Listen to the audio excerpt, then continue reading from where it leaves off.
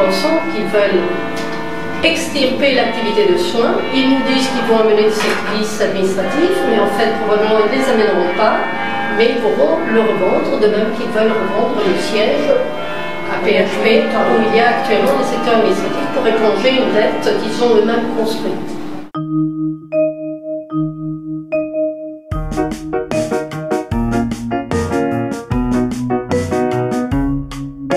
Pour les malades publics, ça devenait trop luxueux. Aux riches, la clinique, aux pauvres, la banlieue. Dans la ville aujourd'hui, chaque centimètre carré pèse de tout son prix. Plus cher que la santé, pèse de tout son prix. Plus cher que la santé. L'hôpital de demain sera-t-il sans médecin? L'hôpital innovant sera-t-il sans patient? Exclusivement pour malades bien portants, au cœur du Grand Paris. Un hôpital sans lit.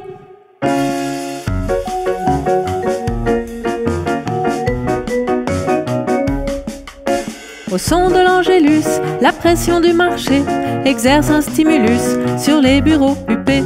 Sous prétexte de dette, ces messieurs de l'assistance tapotent leurs calculettes pour vendre nos résidences. Tapotent leurs calculettes pour vendre nos résidences. L'hôpital de demain sera-t-il sans médecin? L'hôpital innovant sera-t-il sans patient? Exclusivement pour malades bien portants, au cœur du Grand Paris. Un hôpital sans lit.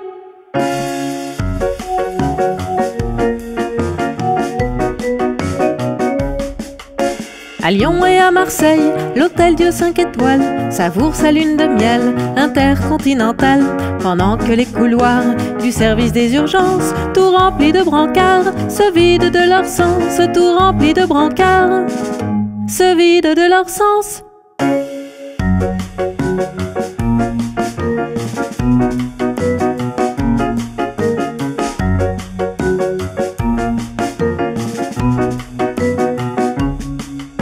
Malgré tout, quel scandale, il y a des Parisiens qui veulent un hôpital, si possible pas trop loin, un hôpital debout, pas un service public maintenu à genoux par les marchands de briques, maintenu à genoux par les marchands de briques. L'hôpital de demain aura bien besoin de médecins. Un hôpital innovant, ça soigne horizontalement.